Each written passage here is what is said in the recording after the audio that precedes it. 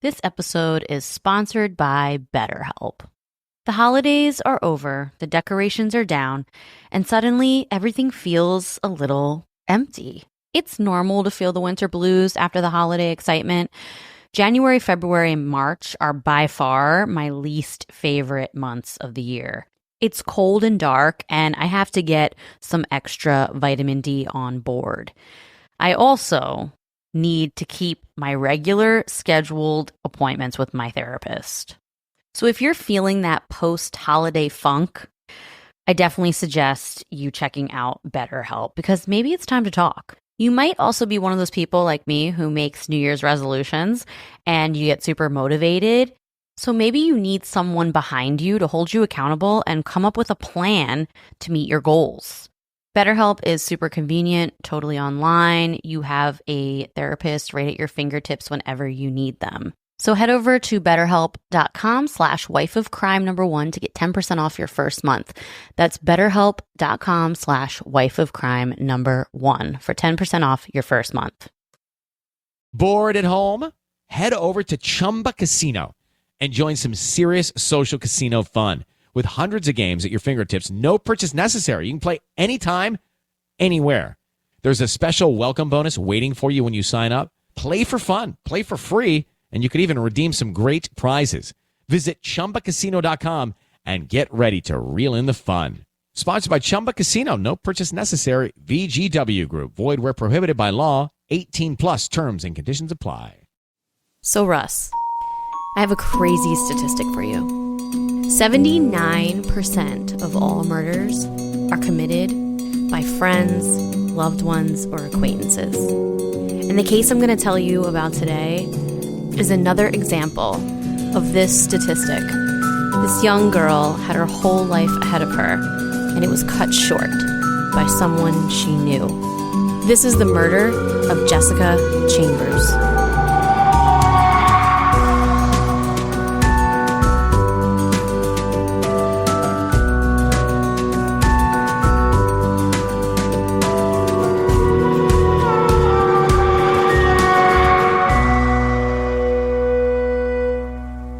Hello, everyone. Welcome back to Wife of Crime, a true crime podcast where I tell my husband, Russ, all my favorite true crime stories, and he reacts to them. I'm back. So, we really created a stir last week with our episode, right? Yeah, people wanted me to say he was guilty, but I'm not just trying to say someone's guilty because there needs to be justice. I'll say they're guilty if I think so. And you really don't think so? No, I'm not. He probably did it, but there's not enough evidence to say he did it. We're talking about Lacey Peterson case. Yeah, and we got a little stir going on Instagram. People were surprised by Russ's reaction to that one. So if you haven't listened to that one, definitely go back and listen to it and see what you think about that case. I thought it was a really good episode, and people really responded to it well, so... there were some smart people that agreed with me. There were a few people with lesser IQs that is not true, because I didn't agree with you pretty much the entire time. My IQ is guaranteed higher than yours. Okay. Don't even. We should do an IQ test and see. No, guaranteed my IQ is higher. I don't want to make you feel bad about yourself. Okay. Anytime we play any game, who wins? No, that's not true. Anyway, let's move on. So this week, I'm telling you a story that honestly is really brutal and confusing, and I got a headache when I was researching it because there's just so many details, and it's a very frustrating case. Are you ready for it? Because it's a little frustrating, I'm not gonna lie. I mean, all cases are frustrating. Someone dies, we don't really know. Sometimes we know who did it, sometimes we didn't. Yeah. Or we don't. Whatever. This one's just sad and traumatic and brutal, but it's tough. This is the case of Jessica Chambers. Some people know about this one, I'm sure, that listen to us because other podcasts have done it. And Oxygen did a 6-part docuseries called Unspeakable Crime, The Death of Jessica Chambers. You can find it on the Oxygen app. I watched it, all 6 episodes. It's really well done if you want to go watch it. But it's just a sad case. Jessica Chambers was a 19-year-old girl. She was like high school cheerleader. She had her whole life ahead of her. She wanted to go to nursing school. She had just graduated high school. After she graduated, her brother passed away, and she kind of fell off the deep end a little bit. She got a little bit into smoking a lot of weed and got off track for a little while. But right before this crime happened, she decided to get her life together. Smoking weed ain't that bad. No, it's not bad. But she was also selling some If you're weed. old, you always think smoking weed's like smoking crack. But yeah, it's true. Like, I don't think smoking weed's bad at all. But she got involved with a crowd that wasn't so good. She was selling a little bit of weed and, smoking weed on the regular, kind of lost track a little bit of herself. But then right before this crime happened, she decided to get her life in order. She applied for nursing school and, she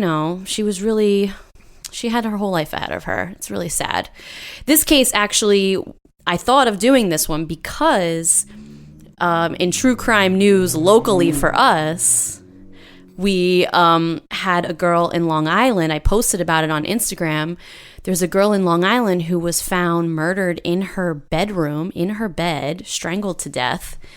And she was a nursing student. So that case reminded me of this case. That's pretty crazy.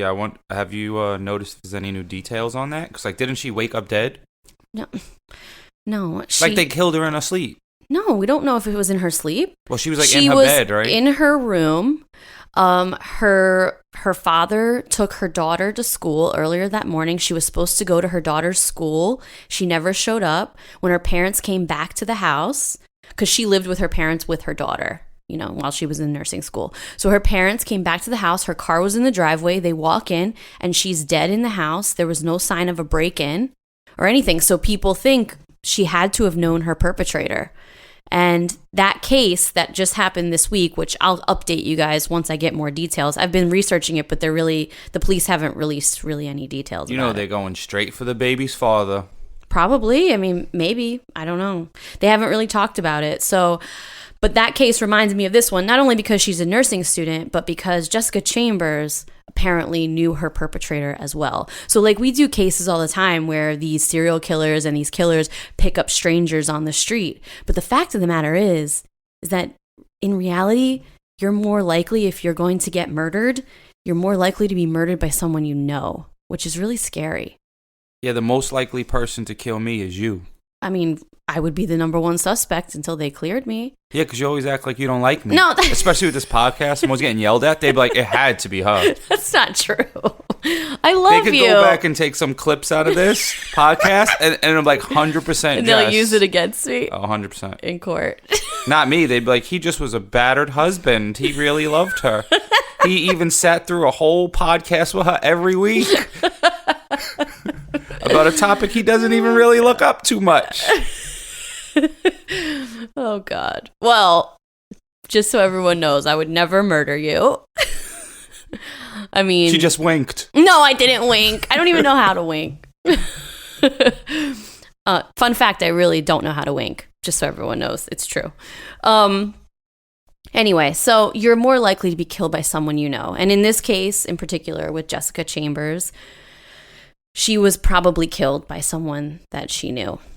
All right, so I'm going to tell you the details of this case. Like I said, she was 19, whole life ahead of her. Blonde hair, blue eyes, beautiful girl.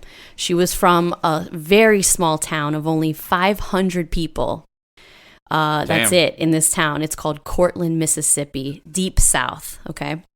And which really narrows the suspect pool. 500 people. Everyone knows everybody. We do a lot of these small town cases. Yeah, if you think it's definitely someone in the town, then it's very small. Yeah. So on the night of December 6th, 2014. So this just happened, okay? 2014. Oh, this is new. Wow. Yeah. The Panola County Fire Department responded to a call about a burning car on Heron Road in Cortland, Mississippi. A man named Cole Haley was one of the first on the scene. He was the fire chief, I think, at the time of this small fire department. And this fire department, just so you know, since it's such a small town, it was made up of a lot of volunteer firemen. Okay, so these people, they volunteer to do this. They're not like, they're trained, but they're not paid to do this, okay? After getting out of his fire truck, he approached the burning car and he's kind of like, just assessing the scene. And then he looks over and he sees a figure coming toward him from the woods. He says the figure looked like a zombie or a monster walking toward him. He quickly realized it was a person. And this was Jessica Chambers. She had second and third degree burns on 98% of her body. She had her arms outstretched in front of her, walking towards him, saying, "Help me, help me." Wow. I'm going to play you his court testimony right now because it's honestly really upsetting and traumatic, and I don't even want to describe it.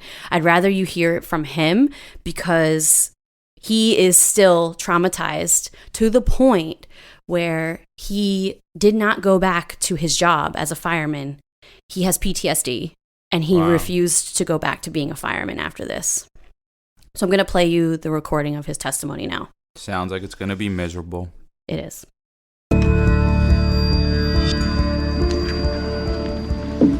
Can you state your name for the record?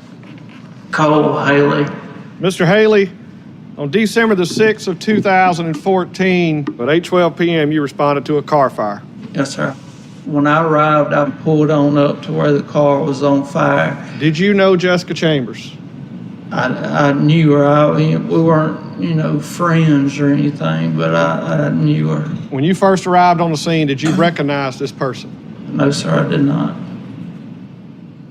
What was this person wearing? When I seen her, she had nothing on but her pants. I got out and I got a blanket, and she had her arms out, was coming towards me, saying, "Help me, help me, help me." Now, Cole, I want you to describe for this jury, what did she look like? What was the condition of Jessica Chambers?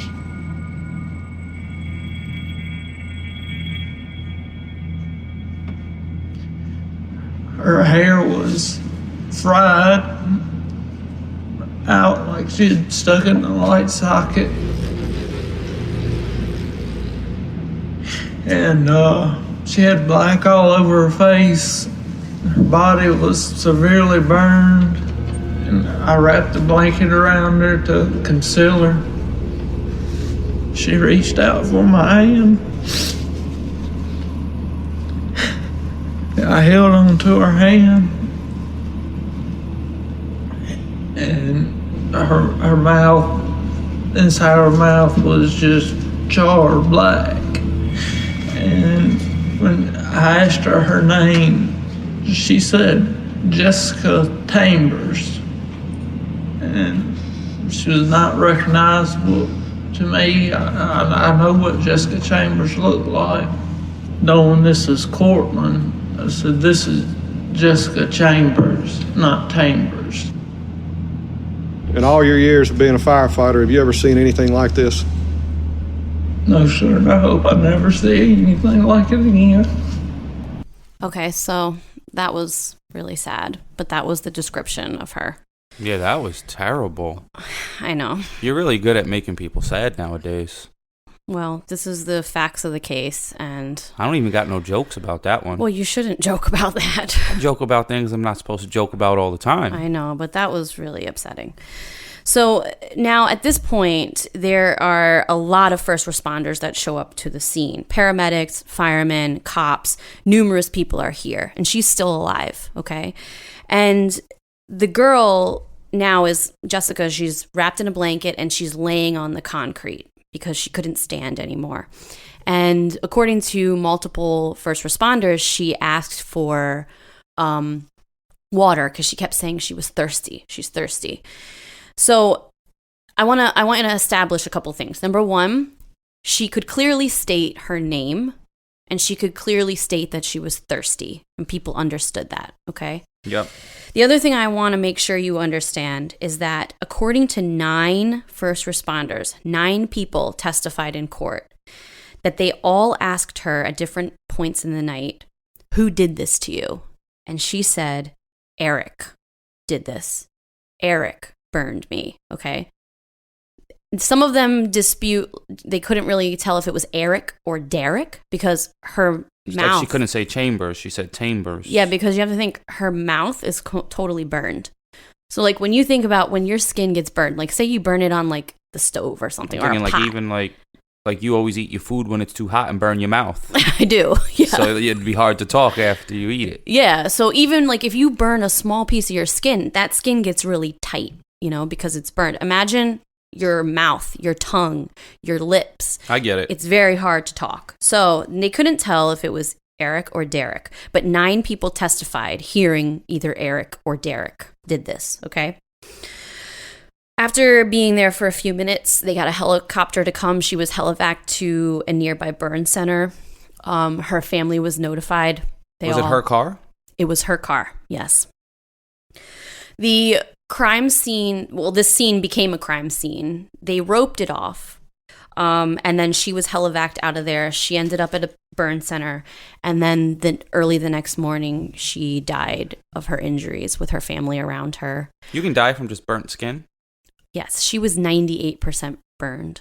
She... Why even say 98%? What is that, like one of your toes ain't burnt? Like, what's the point? That's 100%. Well, just so you know, in the medical field, whenever you're talking about burning, it's all percentage of body. So like a certain percentage of body and type of burn will determine if you're able to live through it.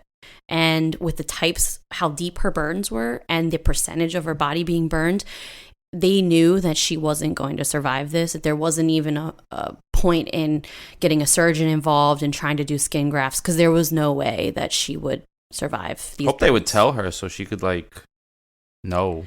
So she was aware. They gave her a lot of pain control overnight, and according to her mother, her mom held her hand and told her it was okay to let go, and she finally died that morning, okay, after her mom said that, which is devastating. So this crime happened. It was televised. It became a big deal. This is a small town. Everybody knew her. This was a big deal. Who's Derek? Who's Eric? Exactly. So for 11 months, this case would literally go nowhere. It turns out the crime scene was not handled properly. Probably because of the lack of experience on the police department. Like, they're a small police department. They've never handled a case like this before. Her car, when it was burned against a fence.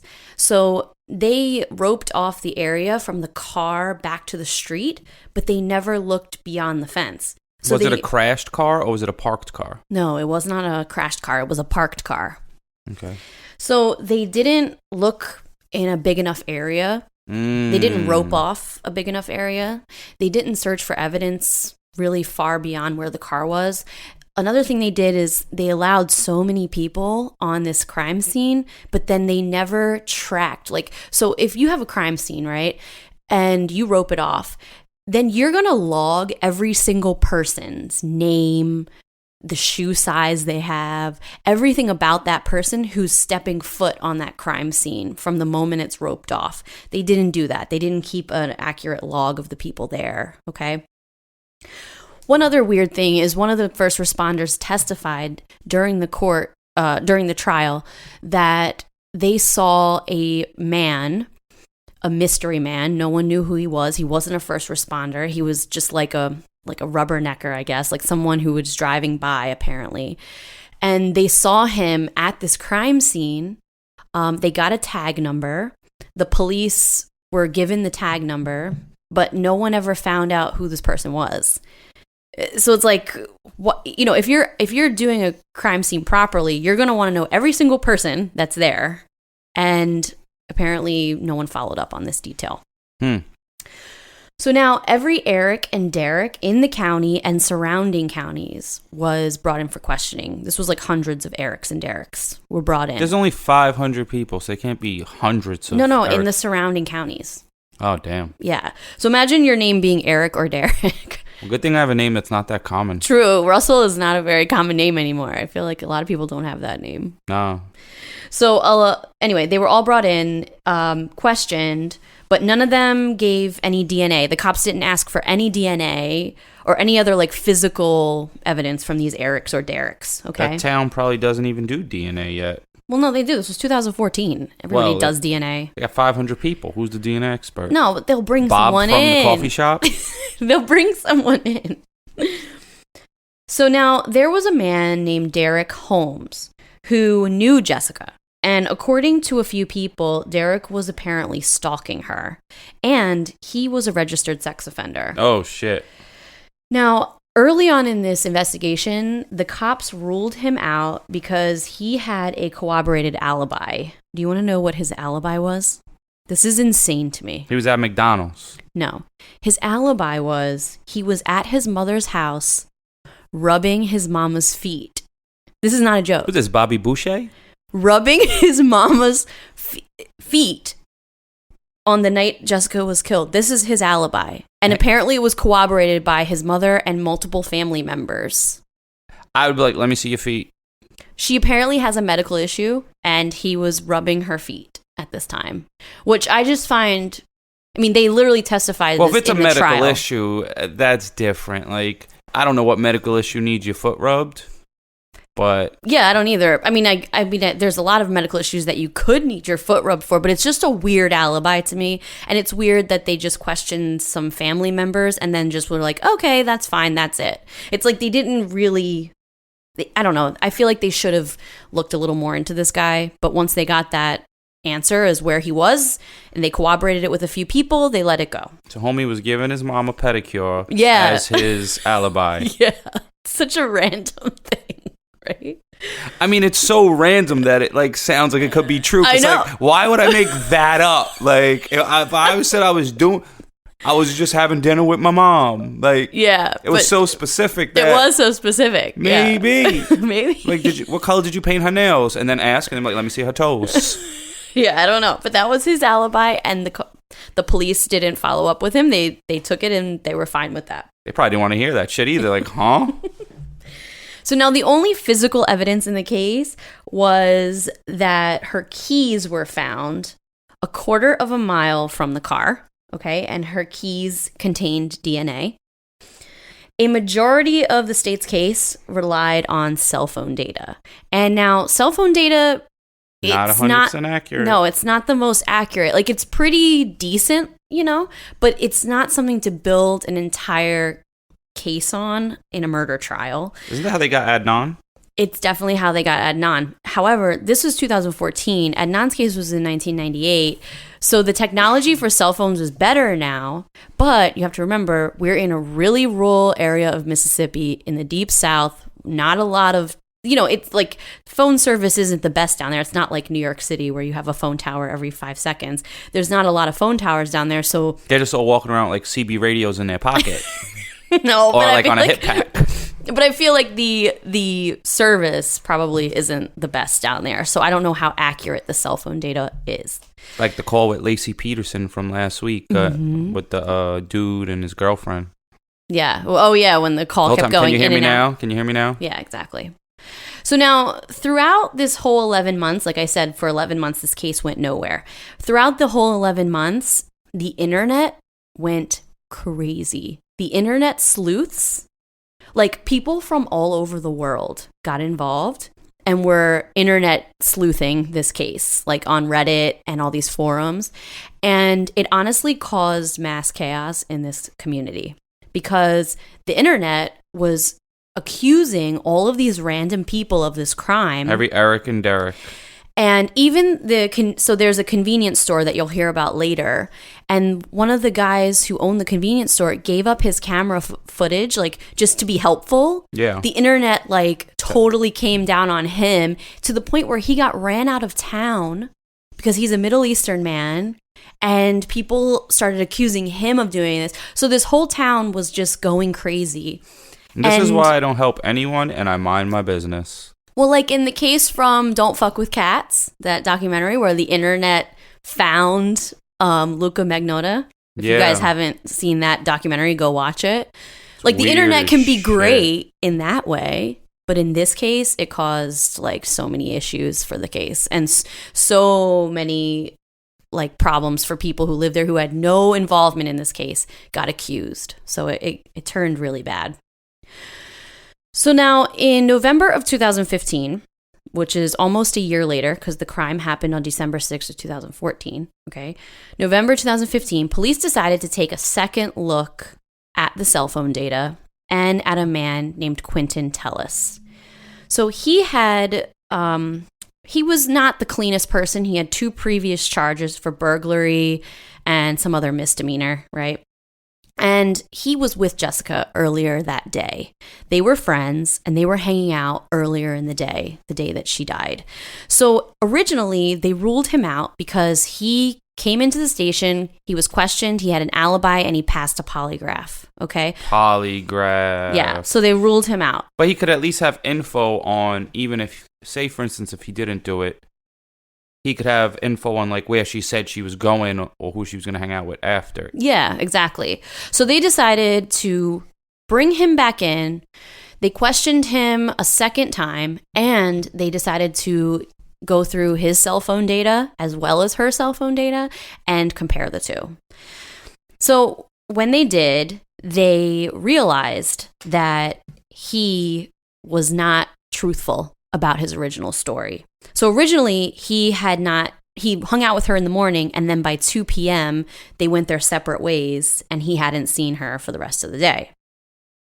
When they brought him back in and they compared all the cell phone data, they told him, actually, we found out that you were with her until 6:49 p.m., which is only about 40 minutes before Jessica Chambers' phone pings the tower on Heron Road where she was found burned, okay? His ass is grass. So Quentin now, once he gets, this data in front of him and they present him with this question of, you weren't telling the truth, he changes his story and he says, oh yeah, actually we were together. We went and got dinner at Taco Bell around 6 o'clock, and then she dropped me back off at home. Okay. So cops aren't buying it because now they're like, wait a second. You lied and you passed a polygraph on this lie, but now you're coming back to us with a different story, and we have cell phone data to corroborate what we think actually happened. So maybe this idiotic cop should throw away this stupid-ass polygraph test. Exactly. Like, just throw the machine away. Yeah, because people need to realize that polygraphs are not always accurate. It's witchcraft. It's voodoo. It doesn't even matter. So now Quentin is brought in for questioning a third time, and he's being recorded a third time during this interrogation. And he's a talker. So cops, the whole time they're hoping he doesn't lawyer up, and he doesn't. He keeps talking to them. And he's very adamant about the fact that he did not kill her. He says it over and over again. I didn't kill her. I swear on my mom. I didn't kill her. I didn't kill her. I swear on my mom's feet that I ain't do it. Well, that's not the same guy. Oh, I mixed them up? Yeah, Derek was a different person. This is Quentin Tellis. That was Derek Holmes. Damn. You need to keep it straight.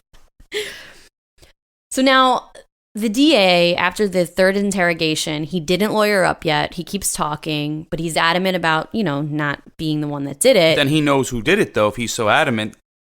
Well, they finally let him go. He walks out of the interrogation. He's like, let me out of here. Get me out of here. They don't have anything to charge him with, so they let him go, but they build their case against him. And the DA indicted him for capital murder charges.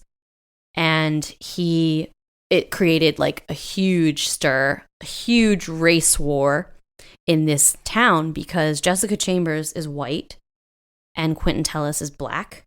And it's a mainly white police force. And there really isn't any physical evidence connecting him to the crime. Just that he was the last person. He was one of the last people with her. So this created a lot of racial tension in this small town in Mississippi.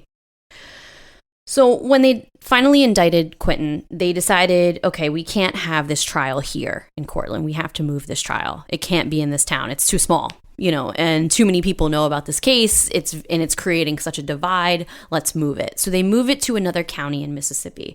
But they do actually a pretty good job of making it as fair as possible because the town of Cortland, the statistics of black to white is actually 50-50. Oh, wow. Yeah. So what they decided to do is when they did jury selection, they moved it to another county, but they kept the jury as accurate to the town as possible. So they had a 50-50 black and white jury. That's good.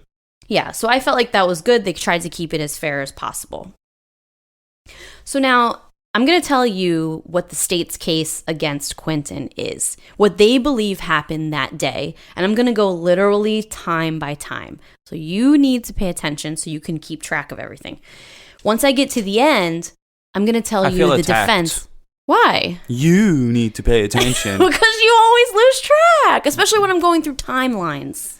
This isn't an insult. This is just everybody. Listen, everyone who listens to us, they love you. Vote for Russ. You're the best. Everyone loves Russ because he's funny. But they all know that sometimes you lose track of details. Yeah, but you know what? When I lose track of those details, there's probably someone else out there with me that lost track of the details as well. Maybe. And then when I ask the question, hey, what was that? And they're like, oh, good, because I forgot too, because Jess didn't shut up for a long time.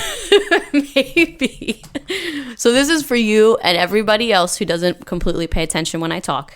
Maybe someone like me, while you were talking, went to the fridge and got a beer and they missed that part. That happens to me sometimes. All right. So I'm going to go through the state's case, tell you their timeline, what they think happened, and then I'm going to tell you the defense and how they combated this timeline. Okay? We're going to get into like a courtroom drama here. Are you ready? So this is what they believe. Jessica leaves her house at 10 a.m. and she picks up Quentin Tellis and their mutual friend, Keisha. And then they drive around for about an hour until about 11 o'clock, okay? Now, Keisha, she confirms this, and she testified in court that they dropped Quentin off first around 11 a.m., and then Jessica dropped off Keisha, and Jessica and Keisha decided, okay, we're going to go home, and then I'll meet up with you a little later. I'll give you a call later in the afternoon, and we'll hang out tonight, okay? So then around 2 p.m., Jessica is at home taking a nap, and she's confirmed taking a nap because her mother saw her there at 2 p.m., okay? Until about 4:30. So 4:23, Quentin calls Jessica and wakes her up. And then 4:30, Jessica calls Keisha, and she couldn't get a hold of her because Keisha's phone ran out of minutes. She was, She broke. She ran out of minutes. She had a prepaid phone. She had bad credit and no money. She's young. She's only like 18, 19. Everybody's broke then when you're 18, 19 years old. So 4:59, a 33-second phone call happens between Jessica and Quentin. We don't know what they talked about. We just know a 33-second phone call occurs. And then 5 o'clock, Quentin is seen at the convenience store down the street from his house on camera. Okay? And this convenience store, it's called the M&M store, M&M, and it's literally down the street from Quentin's house. You can even see on the cameras in this convenience store parking lot, it's like a gas station and convenience store. You can see his driveway, the entrance to his driveway. Oh, so he's like a neighbor to the convenience store. Yeah, it's like right down the street from his house. So he's seen at this convenience store at 5 p.m. Now, 5:24, you see Jessica at this same gas station, convenience store, getting gas. And then 5:34, Quentin calls Jessica, and you see her on camera on the phone. So we're assuming, okay, that's the phone call from Quentin because it's at the same time. She's on camera. She pulls out of the convenience store, and she drives towards his driveway, okay? He's lazy. Walk your ass right there. Yeah. So then 6 o'clock, 6:04 actually, Jessica and Quentin, their cell phones are in the same place, in a place called Batesville, which is a county over, and they're at a Taco Bell. So this is when they're having dinner, which Quentin did say the second time he was questioned about it. Okay. Now, 6:30, both the cell phones are back in Cortland, back in their hometown. All right. 6:30. Okay. 6:30. 6:40, Jessica tries to call her friend Keisha again, but she still doesn't have any minutes, so she couldn't get a hold of her. And then 6:48, Jessica calls her mom and tells her mom, hey, I'm out with my friends. I'll be at home later. But her mom does say that she feels like she was with someone at that time because normally she hears, like, if her daughter's driving and she calls her, she hears music in the background or just, whatever. But it was apparently really quiet. So it sounded like she was parked somewhere or that someone was maybe in the car with her. That's the last time her mother ever hears from her. Okay. What time was that? 6:40 something? 6:48. Okay. So now, from 6:50 to 7:26, there's no phone activity on either phone, on either Quentin's phone or Jessica's phone. Okay. According to Quentin, after they ate dinner, he's back at home by himself. According to Quentin, they're not together at this time.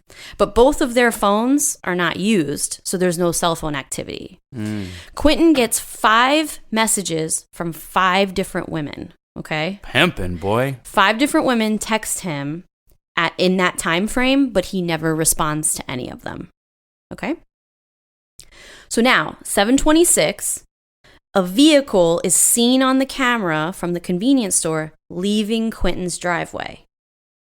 He claims that's his Uncle Sammy leaving his house, okay?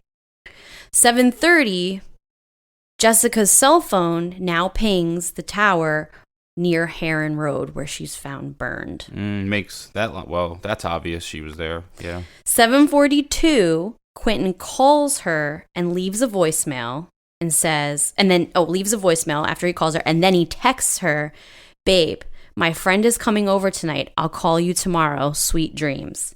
Police believe that this is an alibi text.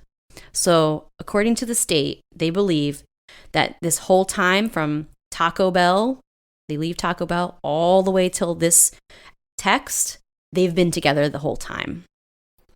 Police, you can't, whenever you send like a text or something, it seems like just like last week, the dude sends like, he left a voicemail and now it's him.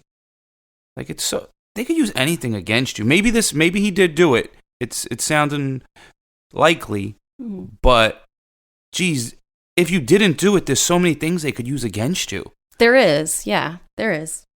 So now you have to remember, he claims he's not with her at this time, but both of their cell phones have 0 activity. Now he sends this, "Babe, my friend's coming over tonight. I'll call you tomorrow. Sweet dreams" text, which the police claim is an alibi text. Okay. I'm never texting anyone. So now a couple minutes later at 7:46, Quentin calls his girlfriend, because he actually has a girlfriend who lives in Louisiana. My boy got mad girls. He calls his girlfriend and he says, "I'm walking to my sister's house to borrow her Tahoe. I'm going to go get it washed for her." Now, the issue is Jessica's keys were found along the road that he has to walk along to go to his sister's house. Okay? So the state claims he threw her keys. All right? At 7:52, you see a vehicle from the convenience store camera pull into Tellus's driveway. Police believe that this is him with his sister's Tahoe.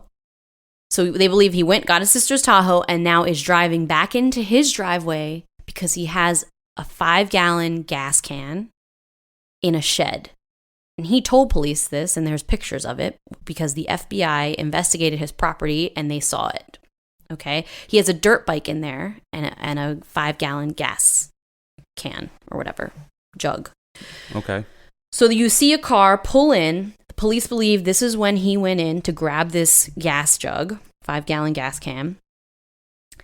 And then he's there, the car is there for 1 minute and 42 seconds, and then you see a vehicle leave. You don't see what type of vehicle, you just see headlights because it's dark. So we don't know if it's actually the Tahoe that he's driving, that he got from his sister's house. You don't know if he got a gas can? No, he does. There's pictures of it. He definitely has a gas can. Oh, he took the gas can with him in the car? That's what the police are saying. That's what the state's case against him is. Is he saying he had the gas can? He says that he owns a gas can. But did he say he took it with him that night? He says that he's not with him. He says he's home this whole time. This is the state's case against him. After Taco Bell, he got dropped off at home, and he claims he's just home. This is all what the police think happened. Oh, okay. Based on cell phone and camera footage. This is the case they built against him. Okay?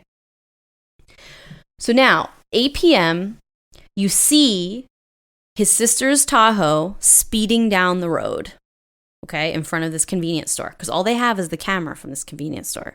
Now you see the Tahoe speeding down the road, and then at 8:07, the firemen get the call about the burning vehicle, and then at 8:57, you see him at the convenience store in a new change of clothes, totally different clothes. Well, he couldn't smell like the other girl than what he was wearing. Because he has so many girls, he jumps around. Well, whatever. If he didn't do it. If he didn't do it. But if he did do it, he had to people change their clothes all the time. So if he didn't do it, people change their clothes. I change my clothes like 4 times a day. It's true. Every time we have a different activity of the day, you change your clothes. It's true. So I could be... People would think that I was shady for changing my clothes a lot. If I go missing, it's Jess.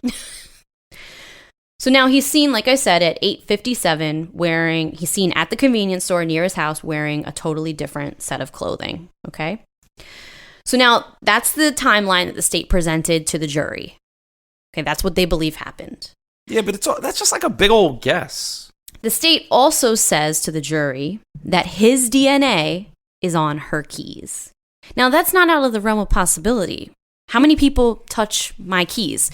I go to parking lots, and my keys are my little fob for my car. I leave it in there because I park my car in lots sometimes in the city, and all of these dudes that work in there are going to touch my key. People touch your keys all the time. Hey, can you pass me my keys? Touch my DNA might be on your keys. Well, it's possible, yes. So now this is their case against him. That's it. This timeline with the cell phone data, the camera from the convenience store, the DNA on the keys. He's a repeat offender. He doesn't have a clean record. He had sent her multiple texts 4 days prior asking her for sex, and she kept rejecting him. She kept saying, "Oh, no, I'm not going to have sex with you, blah, blah, blah, blah, blah." She kept rejecting him. So the police believe that during this time where their cell phones weren't, having any activity after Taco Bell, that he tried to have sex with her. Something got violent. He killed her either intentionally and then went back or to accidentally. Burn the car after he killed her, maybe. And then burned her in the car. But he didn't kill her. She walked away from the burn. Well, he thought she was dead, so he decided to park her car, burn her and the evidence, but it went wrong because she lived through it and she got out. That is their case, okay? The defense says, okay, cool, we have the circumstantial evidence, but who's Eric or Derek? Because she didn't get out, and his her name's dying, Quentin, right? Yeah, her dying words. We need someone to burn their mouth and then say Quentin. See how it sounds. Well, they said, she clearly said my name is Jessica Chambers, not Chambers, but Chambers. She clearly said I'm thirsty. She clearly says help me. And apparently to 9 first responders, she clearly says Eric burned me. Derek burned me. So that's the defense question to the jury. Who's Eric or Derek? And why isn't there an Eric or Derek here? Why is there a Quentin Tellis here? Good point. Another thing that the defense brings up, is that phone pings are not ironclad evidence. That they like to make it sound like they're really ironclad evidence, but they're not. And when you're out in the middle of these rural areas, it's very iffy with exactly where the towers ping from. Another thing they bring up is the crime scene was not maintained properly. Like, no one really did a good job with this crime scene. Many people trampled all over it. So there's really no physical evidence. And these keys, you're saying his DNA are on these keys, but they hung out all the time. He was in her car all the time. He probably touched her keys on many occasions. Yep. So the defense says there's reasonable doubt here. You can't convict a man. I mean, they had the death penalty on the table. This is a capital murder case. And this is Mississippi. They'll put you to death down there. So they said, you can't put this man to death when there's this much reasonable doubt. So the jury in this trial, it was a hung jury. They could not convict him. It was pretty much half and half, guilty and not guilty. And it was declared a mistrial. So now Quentin has this mistrial, but the DA was like, no, we're trying him again. because once you get declared a mistrial, there's room to still try you for the same crime. So everyone has to say you're innocent in order for it to be over. Yeah, everyone has to say, they have to have a consensus. Now, this trial, like, especially this jury was, honestly, it's astounding to watch the footage of it, because the jury didn't understand that everyone had, even though the judge explained it multiple times that everyone has to agree, the jury didn't get it. So originally, the jury in court said not guilty, but then like 5 jurors spoke out loud and said, no, I said he was guilty. So then they declared, so originally it was a not guilty verdict, but then since a bunch of jurors didn't agree, they declared it a mistrial because the jurors apparently didn't understand that they were just a little dumb. Agree. Well, they just didn't understand they all had to agree. I don't know why they didn't get it, but they didn't. Because they're dumb. So now they go on trial again on the second trial. The state changed a few things. They brought in a DNA expert, and this DNA expert ended up totally screwing the state over because on the stand, she confirms that none of the DNA on her keys can actually be tested for whose DNA it is. You can just show that it's male DNA or female DNA. And her keys showed 5 male DNA and 4 female DNA. So technically, his DNA wasn't found on the keys. It's just that his name couldn't be ruled out. So who lied the last time? That's messed up. You know what's crazy? The prosecutor, they didn't necessarily lie. They just didn't tell the whole truth because no one could be guaranteed ruled out because it just says a male. So that means I can't be ruled out of being in that damn car. It's true. Whoever lies to put someone in jail should go to jail for the time that person is facing. Well, prosecutors, although there's a lot of good things that prosecutors do, prosecutors lie all the time in court. Then they should go to jail. They I mean, just like any law, they change the case to make the narrative convenient for their argument. This is why, once again, #vote for Russ. I will not allow prosecutors to lie. Well, not just prosecutors. I mean, defense attorneys do it too. They have to change the narrative to make it convenient for their story. So they didn't say they said his DNA, but they meant a male DNA, and his name couldn't be ruled out as DNA on the keys. Neither could if the lawyer was a male, he couldn't be ruled out either, you bozo. So anyway, needless to say, they brought this DNA expert in, they put her on the stand, they questioned her, and then the defense was like, wait, so they turned it around, and the defense, it turns out that the lady says, well, his DNA isn't actually the one we saw, we just saw 5 male DNA, so he can't be ruled out, and he can't be ruled in. So they screwed themselves. So basically, it doesn't mean anything. Pretty much. Like your dad's DNA could be there, your grandpa, whoever. Anybody, yeah. So now another thing that the state did is they brought in a speech pathologist because they realized that in the first trial, the Eric Derrick thing was a huge question. That's a good one. So they brought in a speech pathologist who is an expert in speech and how our mouths move when we talk and how injuries can affect the way our mouths move and stuff like that. And this speech pathologist testified that there's no way she could have clearly spoke, and that the words that came out of her mouth, they aren't the words that she meant, pretty much, because there's no way her mouth could have moved in that way. So they argued that when she was trying to say Quentin, that it could have possibly sounded like Derek or Eric. And I mean, whatever. It's one of those things where, as a jury, I would have. It could have been any name. It could have been Quentin. It could have been whatever. As a jury member, I would have been like, okay, cool, but you weren't there. 9 first responders were there, and 9 first responders confirmed what they heard. So am I going to believe this speech pathologist who wasn't there, who, yes, might be very educated in this, or am I going to believe the people who were there and heard it? I'm going to believe them. I don't believe a soul in nothing. So the second trial, how did it end? Mistrial. It ended in a mistrial as well. And they had it in a different location. The jury also, this time the jury was more black people than white people. They wanted to make it like even more so they weren't creating a race issue. And it still was pretty much 50-50. Half the people thought he was guilty and half the people thought he was not guilty. So now I don't know. I don't know what I believe. In the beginning, when I was really researching all of this, I thought, maybe he didn't do it. She says Eric. and Derek. And there's a couple things that I want to bring up. His sister has a tattoo on her hand, and it says Eric. Yo. Okay. So when you watch the documentary, people watch this because the documentary covered up through the first trial. And a lot of people who watched this documentary on Oxygen, they were like, whoa, his sister has a tattoo that says Eric. Maybe Who's Eric? But maybe the sister did it and she didn't know his sister's name? Good question. I don't know. But what's the motive there?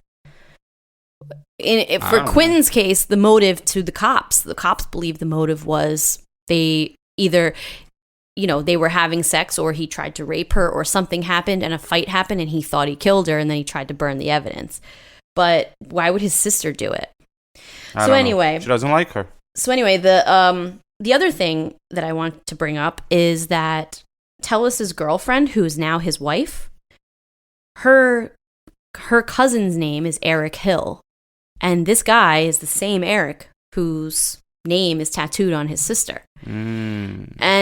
But Eric Hill, according to police, because they apparently questioned him, he wasn't in Mississippi the night of this murder. So Eric Hill was ruled out.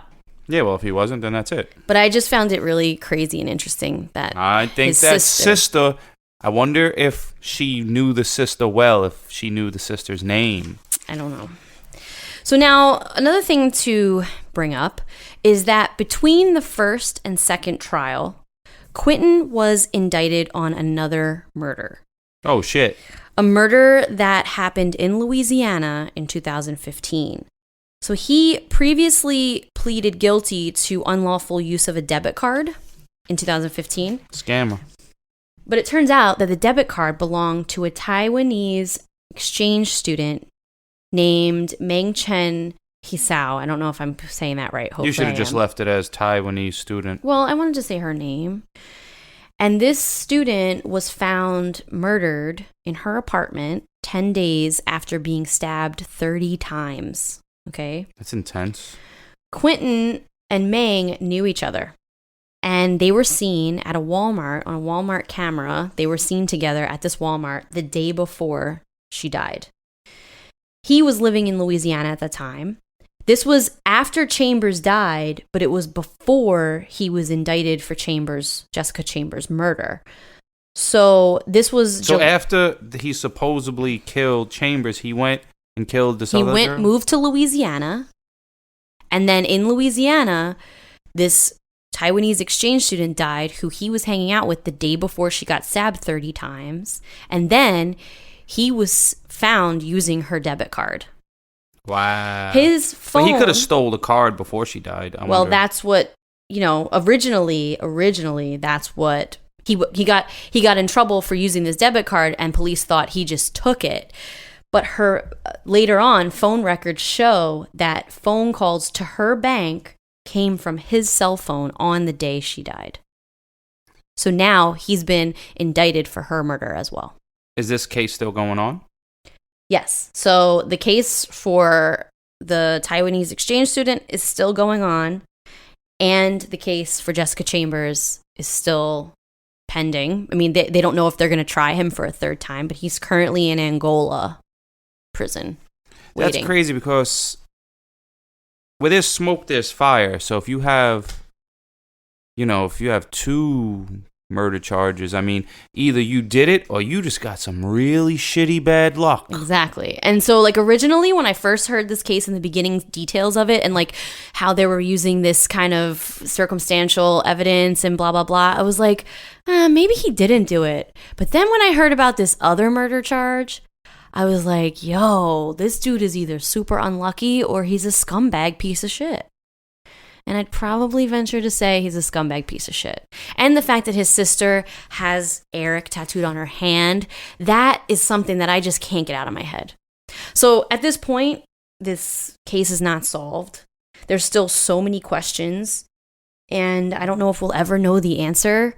But this poor family is stuck wondering. I mean, they believe it was Quentin. They firmly believe it was him. But, families, when they're grieving, you have a case in front of them that the state presented, you know, sometimes it's like, I don't know. It's crazy. But it gave me a headache. Researching this case gave me a headache. And there's no closure. I think you should keep track of this case a little bit with the Taiwanese student and give us updates here and there so we can know what's going on. Yeah, I'll give you guys updates. I mean, not really just the outcome. I don't need what's going on in the actual case. Yeah, but how crazy is that?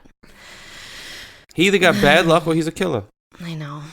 So, I don't know. You should look up pictures of him and watch some footage of him and see what you think. If you I looked up a picture. He was while you're talking. A lot of times I look up pictures of the people. Yeah, because I like to see them. I mean, it's hard to go. You can't. He was wearing judge a pink shirt in court. Yeah, you can't go. You can't judge a book by its cover. I mean, just because someone might have tattoos, might have had a couple like misdemeanors or whatever beforehand, might be black in an all-white community, doesn't mean that they're a killer. I mean, you can't judge a book by its cover, so you can't look at someone and just assume that that's... Because look at Scott Peterson. He definitely murdered his wife, and he looked like an all-American dude. I didn't say he definitely did it. I did.